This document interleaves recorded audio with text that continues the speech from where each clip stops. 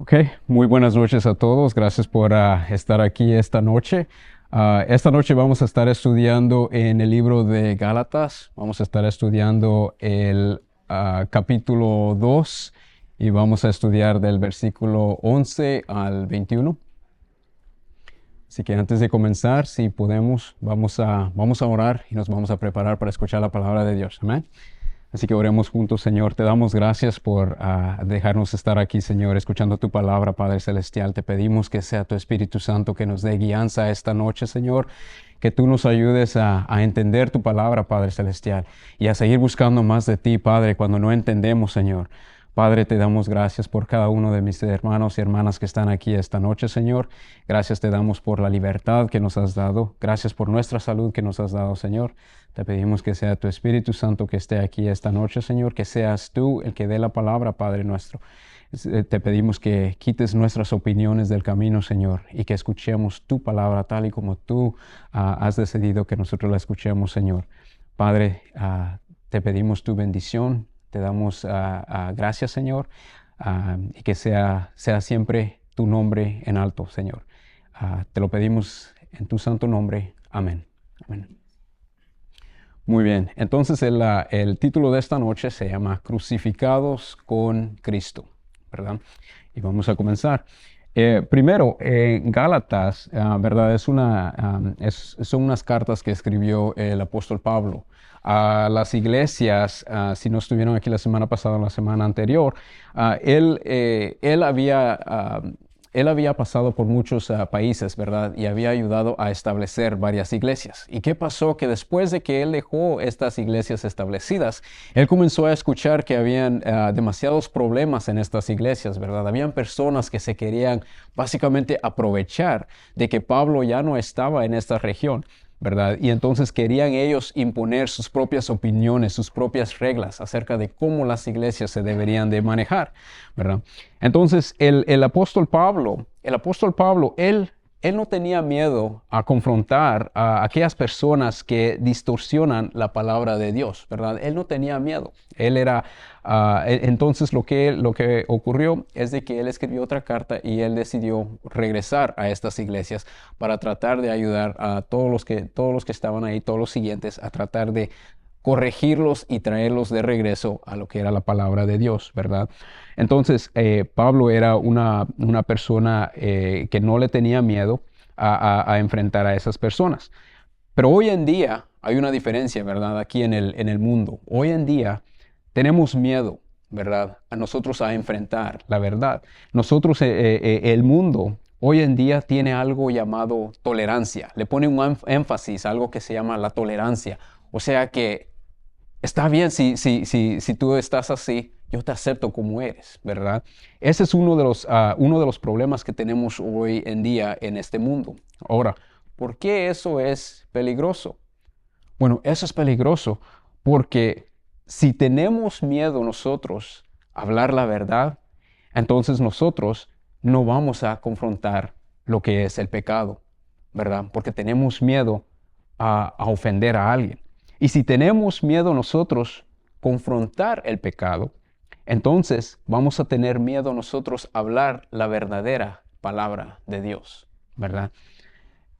Entonces, cuando nosotros vemos eso, ¿verdad? Vemos el pecado como si es algo que está bien, ¿verdad? Con que yo esté bien. Yo no le voy a decir a mi hermano o mi hermana en Cristo qué errores estará cometiendo quizás, ¿verdad? Porque no los queremos ofender. Ahora, algo que se nos olvida a nosotros es de que hay algo que se llama gracia, ¿verdad? La gracia de Dios. Y a nosotros a veces se nos hace difícil, se nos hace un poco complicado entender eso. ¿Por qué será que a nosotros como seres humanos se nos hace difícil entender la gracia de Dios? Y a veces hasta rechazamos nosotros la gracia de Dios, ¿verdad? ¿Cuál es la gracia de Dios? Es el favor inmerecido de Dios, ¿verdad? Entonces, parece que a veces es porque nosotros nos conocemos a nosotros mismos, ¿verdad? Sabemos qué tan pecaminosos somos nosotros que tal vez se nos hace difícil entender cómo alguien pueda llegar a perdonarnos, ¿verdad? Sabemos qué tan sucias están nuestras manos. Entonces, por eso a veces se nos hace un poco difícil entender cómo Dios de verdad tiene esa gracia, ¿verdad? Que nos la da a nosotros gratuitamente, ¿verdad? Entonces ahora vamos a entender un poco más acerca de este libro aquí en Gálatas. Entonces, si se dan cuenta, ¿verdad? El apóstol Pablo estaba estableciendo estas iglesias al comienzo. Las personas que estaban llegando a esto que le llamamos ahora iglesia, ¿verdad? Estas personas no crecieron, los primeros cristianos no crecieron en una familia cristiana, ¿verdad? Sino que ellos se convirtieron cristianos. Los primeros cristianos pasaron de ser judíos a ser cristianos, pero todavía tenían muchas de los pensamientos, muchas de las costumbres y las historias, ¿verdad? Y las prácticas hebreas, o sea, prácticas antiguas. Entonces, aunque ellos estaban aprendiendo acerca de la palabra de Dios, todavía traían en mente y costumbres que tenían ellos anteriormente, ¿verdad? Entonces, después, cuando Pablo comenzó a hablar con los gentiles, ahora tenemos a un segundo grupo, a otro grupo de personas que se está uniendo aquí a lo que le llamamos ahora la iglesia, ¿verdad?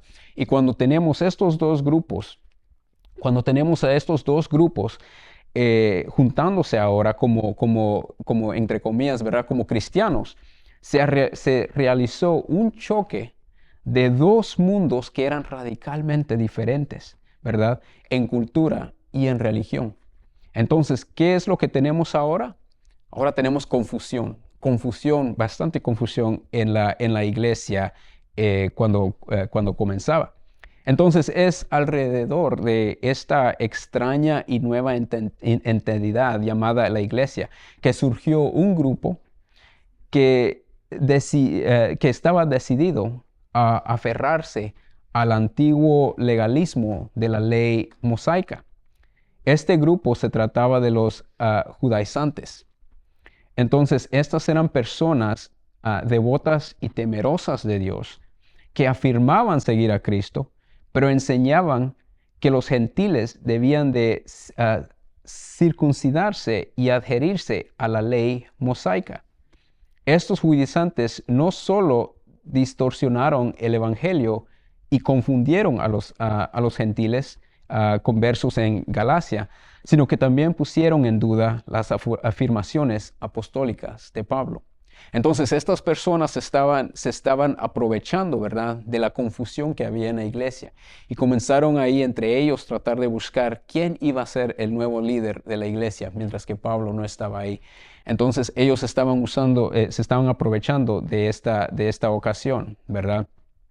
Entonces, en respuesta a todo esto, es por eso que Pablo escribió a Gálatas una carta muy severa y contundente sobre las buenas nuevas de la justificación por la fe. Recuérdese que nosotros, ¿verdad? Nuestra fe es de que no estamos salvados por qué tanto trabajo nosotros hacemos, ¿verdad? Sino que es por la gracia de Dios, ¿verdad? Amén. Porque si no, ninguno de nosotros pudiéramos llegar. Pero al contrario, estas personas en la iglesia de antes estaban enseñando algo opósito, algo al revés, ¿verdad? Ellos estaban enseñando de que para ganarse la gracia todavía tenían que regresar a las leyes de antes y tratar de hacer actos para tratar de llegar ante Cristo, ¿verdad? Entonces, en esta sección, Pablo relata cómo se enfrentó cómo él se enfrentó a Pedro. Incluso a Pedro se le enfrentó Pablo. Y dice el apóstol preeminente, ¿verdad? Debido a que Pedro no vivía a la altura de la verdad del evangelio, ¿verdad? Pedro se había apartado también de los creyentes gentiles para tener comunión con los judaizantes, ¿verdad? Con estas personas que estaban tratando de confundir a la iglesia. Y aunque aquellos sostenían una posición que Pedro sabía que era incorrecta, ¿verdad? Entonces, al hacer esto, Pedro aparentemente había apoyado la doctrina de los judaizantes, ¿verdad? Y había anulado la enseñanza divina de Pablo. Entonces, como que las acciones de Pedro estaban ayudando a estas personas a obtener más seguidores entre ellos, en vez de seguir lo que Pablo les había enseñado, lo que él les había inculcado, especialmente la doctrina de salvación por gracia mediante la fe, ¿verdad? Entonces, la reprensión de Pablo a Pedro es una de las declaraciones más dinámicas del Nuevo Testamento sobre la necesidad absoluta e inquebrantable de la doctrina de la justificación por gracia mediante la fe. Okay. Entonces, vamos a hacer una nota rápidamente. ¿Quiénes son los judaizantes? ¿Verdad? Que ya los mencioné. Ellos eran líderes religiosos, judíos, devotos y temerosos de Dios, que intentaron añadir al Evangelio los requisitos legalistas del Antiguo Testamento, como la circuncisión y la obediencia a las leyes del sábado o del sábado. Afirmaban creer todas las verdades que creían los otros cristianos y no pretendían negar abiertamente el Evangelio, sino mejorarlo añadiendo los requisitos, las ceremonias y las normas del antiguo pacto al nuevo. Este espíritu de legalismo fue llevado a la iglesia por muchos judíos que habían adoptado el nombre de Cristo, ¿verdad? Entonces, nuevamente, nada más estaban creando confusión en la iglesia. Ahora, ¿qué es gracia? ¿Cuál es la gracia de Dios? Es el único evangelio de Dios, es el evangelio de la gracia, ¿verdad? Que es el evangelio de la redención divina totalmente aparte de cualquier obra o mérito del hombre. O sea que nosotros no tenemos ningún poder cuando se trata de la gracia de Dios. Entonces, ahora vamos a leer el libro de Efesios, el capítulo 2 y el versículo 8 al 10. Y lo voy a leer y dice, en Efesios 2, capítulo 8 a 10. Dice, porque por gracia, dice, ustedes han sido salvados por medio de la fe. Dice, y esto no procede de ustedes, sino que es don de Dios. Dice, no por obras, para que nadie se glorie. Dice, porque nosotros somos hechura suya, creados en Cristo Jesús para hacer buenas obras, las cuales Dios preparó de antemano para que anduviéramos en ellas. Y en el libro de Romanos nos explica un poco más acerca de esta gracia. Romanos, capítulo 5, versículo 2 dice, esta gracia en la cual estamos firmes. Entonces debemos de andar firmes en esta gracia para nosotros poder ¿verdad? Seguir la palabra de Dios. Ahora, nosotros vivimos en gracia desde el momento de la salvación. Y si la gracia alguna vez se detuviera, perderíamos nuestra salvación inmerecida y pereceríamos en el pecado, ¿verdad? Sin la gracia. La gracia de Cristo es el acto libre y soberano de amor y misericordia de Dios, al conceder la salvación a través de la muerte y la resurrección de Jesús, aparte de cualquier cosa que los hombres sean o puedan hacer, y de su mantenimiento de esa salvación para la glorificación. Es absurdo aceptar una salvación por gracia y luego esforzarse por mantener la rectitud a través de esfuerzos humanos, ceremonias y rituales, ¿verdad? ¿Estamos de acuerdo? Bueno, ahora vamos a leer Gálatas capítulo 2. Gálatas capítulo 2, versículos 11 al 21.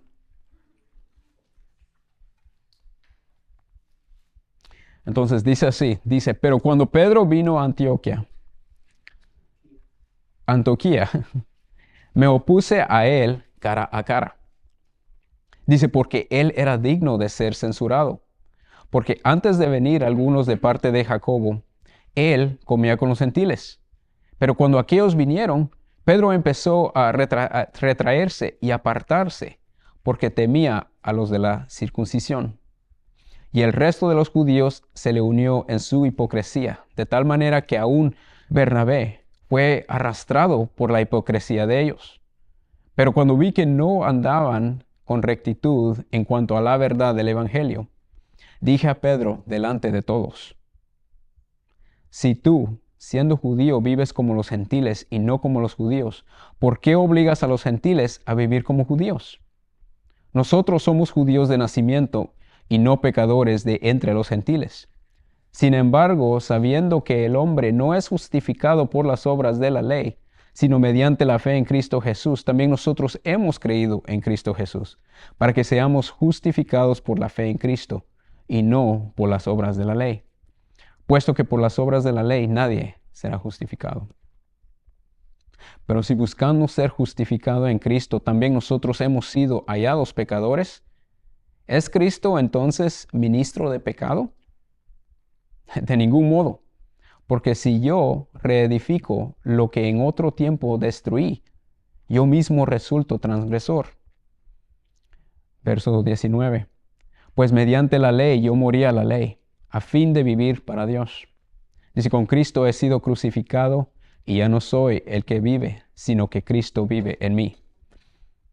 Dice, y la vida que ahora vivo en la carne, la vivo por la fe en el Hijo de Dios, el cual me amó y se entregó a sí mismo por mí. Verso 21. No hago nula la gracia de Dios, porque si la justicia viene por medio de la ley, entonces Cristo murió en vano. Amén. Entonces, ¿cómo, de acuerdo a lo que acabamos de leer, cómo se desvió Pedro del verdadero evangelio y cómo es que se volvió él hipócrita?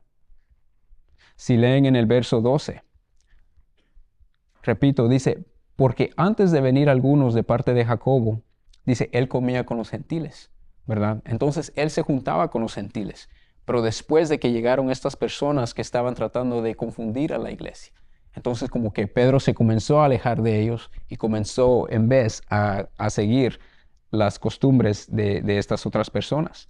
Dice, él comía con los gentiles, pero cuando aquellos vinieron, dice, Pedro empezó a retraerse y apartarse, porque temía a los de la circuncisión.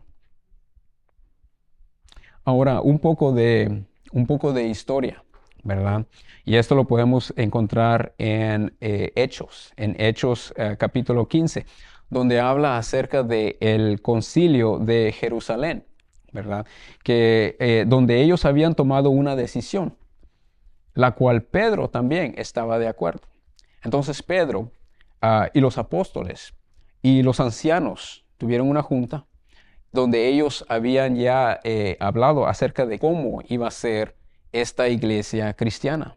Pedro fue parte de esas conversaciones cuando ellos tomaron esas decisiones. Entonces es por eso que también Pablo le estaba recordando a él. Dice, tú fuiste parte del grupo original, ¿verdad? Los que ya establecieron cuáles iban a ser las reglas. Entonces tú eres un hipócrita por no seguir esas mismas reglas que tú mismo ayudaste, ¿verdad? Entonces dice la decisión de renunciar a las leyes hebreas, Pedro estaba de acuerdo. En Hechos, capítulo 15, versos 7 al 29, habla de esto. Y voy a leer solamente el verso 29 y usted puede leer el resto en su casa. Dice que se abstengan, esta era parte de lo que ellos estaban de acuerdo, ¿verdad? Parte del acuerdo, que se abstengan de lo que ha sido sacrificado a los ídolos, de sangre, de la carne de animales que han sido estrangulados y de fornicación. Si se guardan de tales cosas, harán bien. Eso era parte del trato, ¿verdad? Y ahora Pedro no lo estaba siguiendo. Entonces, ¿cómo fue que respondió Pablo a lo que estaba haciendo aquí Pedro? Bueno, obvio, ¿verdad? Él confrontó a Pablo y lo confrontó en público, ¿verdad? Si leemos nuevamente en Gálatas capítulo 2, el verso 14, volvemos a leerlo, dice, pero cuando vi que no andaban con rectitud en cuanto a la verdad del Evangelio, dije a Pedro delante de todos, si tú, siendo judío, vives como los gentiles y no como los judíos, ¿por qué obligas a los gentiles a vivir como judíos? Entonces, si la ley, ¿verdad? Porque es lo que Pablo nos está enseñando. Dice, no hay que seguir la ley, ¿verdad? ¿Por qué? Porque la ley es incapaz de salvar a la gente, ¿ok? Ahora, si la ley es incapaz de salvar a la gente, así como argumentó Pablo, entonces, ¿cuál es el propósito de la ley? ¿Hay algún propósito? En Primera de Timoteo, capítulo 1, los versos 8 al 11 podemos leer. Y dice en el verso 8, dice, pero nosotros sabemos, dice, que la ley es buena. Dice, si uno la usa legítimamente. Reconozcamos esto, dice, que la ley no ha sido instituida para el justo, sino para los transgresores y para los rebeldes, para los impios y pecadores, para los irreverentes y profanos, para los que matan a sus padres. En otras palabras, la ley es buena para este tipo de personas, ¿verdad? Para los que matan a sus padres o a sus madres, para los asesinos. Verso 10 dice, para los inmorales, homosexuales, secuestradores, mentirosos, los que juran en falso y para cualquier otra cosa que es contraria a la sana doctrina. Y en el verso 11 dice, según el glorioso evangelio de Dios bendito, que me ha sido encomendado. En contraste,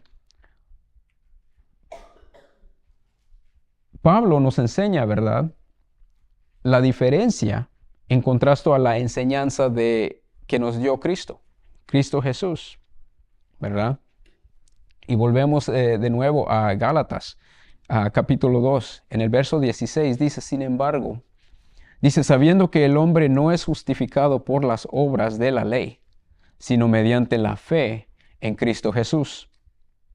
También nosotros hemos creído en Cristo Jesús, para que seamos justificados por la fe en Cristo y no por las obras de la ley, puesto que por las obras de la ley nadie será justificado. Entonces ahí es como Pablo nos está enseñando, ¿verdad? Él nos enseña el contraste entre estas dos enseñanzas, entre lo que nos están tratando de enseñar por medio de la ley y lo que Jesús nos está enseñando. Dice, ya no soy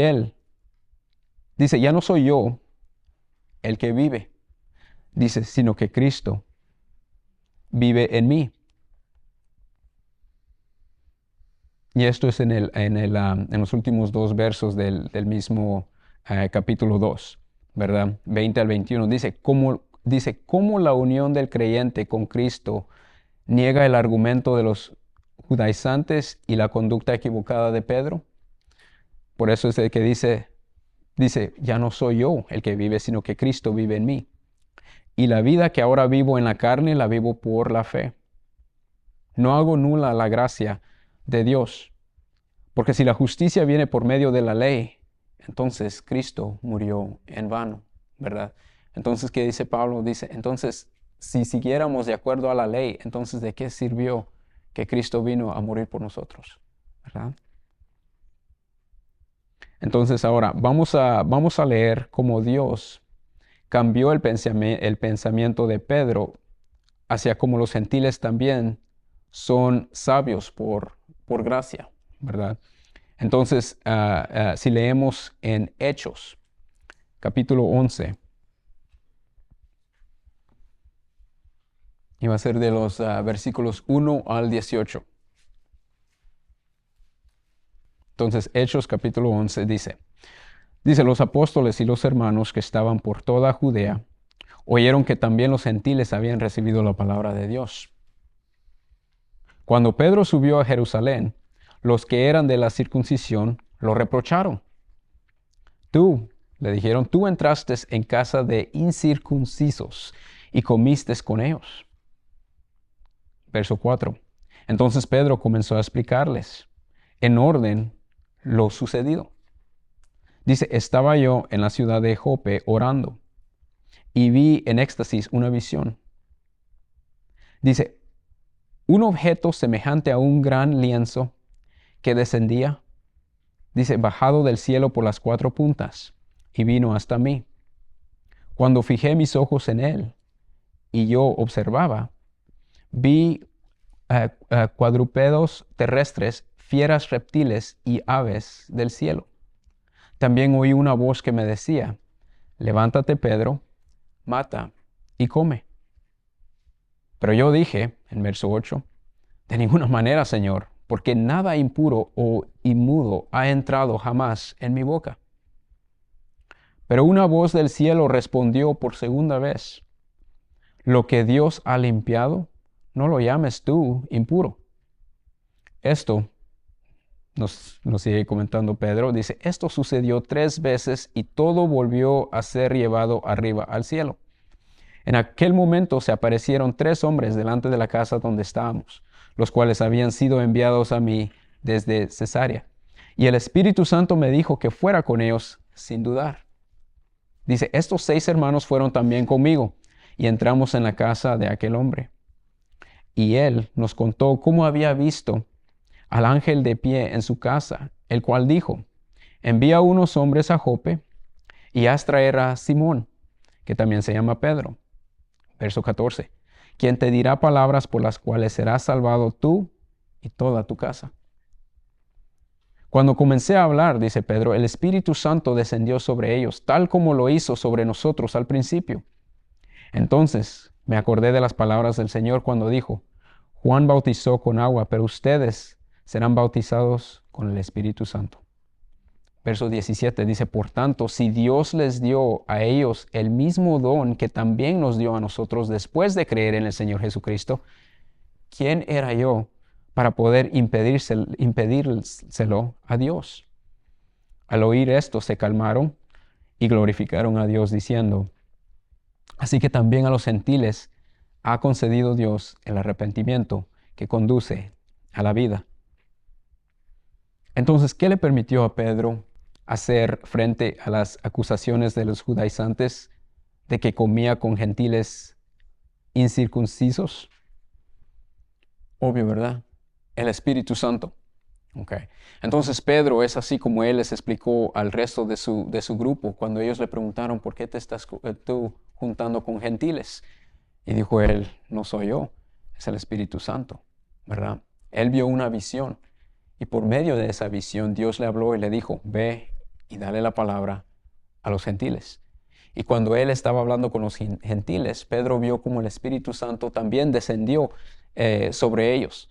De la misma manera que el Espíritu Santo descendió sobre todos los apóstoles cuando ellos primero se habían juntado, ¿verdad? Y esto fue lo que le ayudó a Pedro a poder hablar con el resto del grupo para que ellos se dieran cuenta el por qué Pedro estaba haciendo lo que él hizo, ¿verdad? El Espíritu Santo se comunicó con él por medio de una visión. Ahora, ¿qué papel desempeñó el Espíritu Santo en la difusión del Evangelio? ¿Qué papel desempeñó el Espíritu en la vida y en el crecimiento de Pedro? Pues yo creo que todo, ¿verdad? Toda la importancia. El Espíritu Santo trabajó por medio de los apóstoles.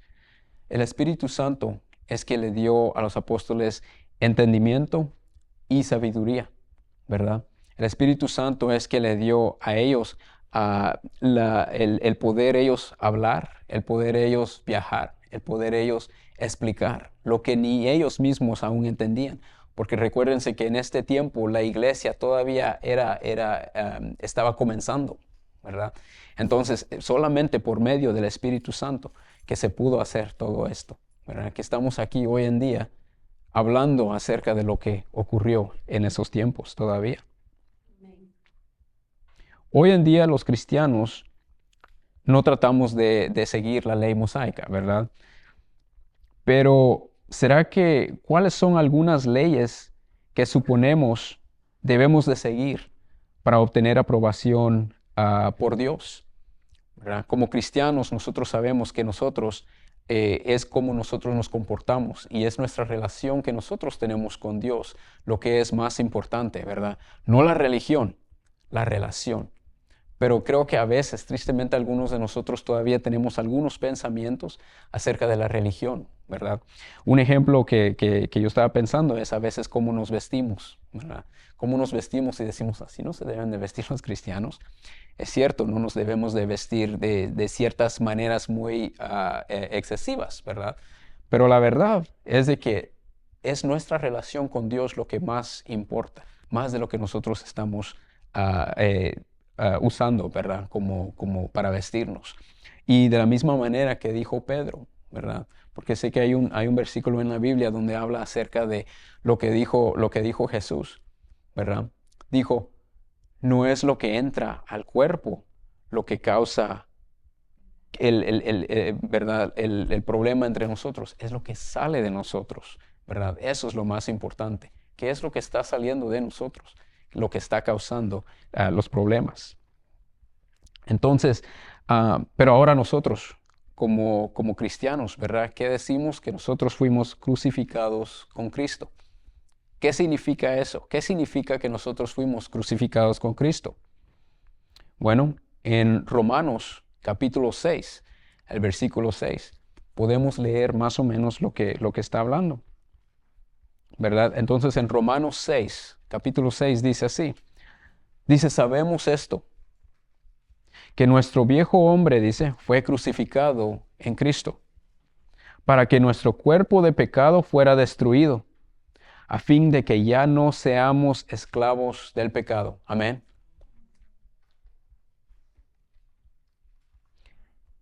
Entonces, para terminar esta pequeña lección, hágase usted mismo esta pregunta.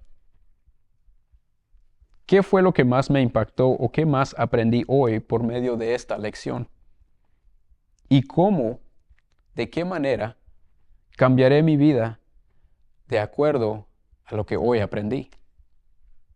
Imagínese si el mismo apóstol Pedro tuvo que ser, por decirlo así, regañado por Pablo, después de que él ya era un apóstol, ¿verdad? La gracia de Dios, amén. Solamente por la gracia de Dios. Y si la gracia de Dios le ayudó a alguien tan fuerte como él, la gracia de Dios que nos ayuda a nosotros que a veces somos muy débiles, ¿verdad? Todos los días nosotros necesitamos estar orando con Dios, necesitamos nosotros reforzar esa relación que tenemos con Dios, ¿verdad? Y pedirle a Dios que nos perdone, que nos dé gracia y que nos ayude a seguir adelante con Él, a que nosotros nos enfoquemos en esa relación que tenemos con Dios. Amén.